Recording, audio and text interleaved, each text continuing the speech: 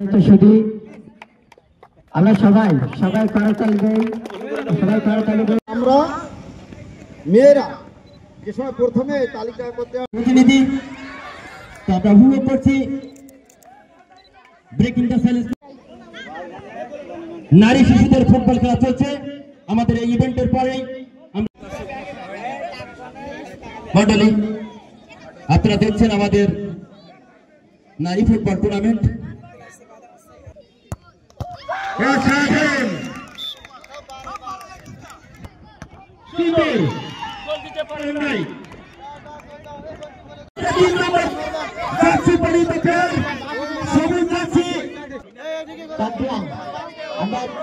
যারা আমাদের সকাল থেকে এই এক সপ্তাহ যাবে, তারা আমাদের আক্রান্ত পরিশ্রমের বিনিময়ে সবগুলো মেডেল আপনারা নিয়ে যাবেন।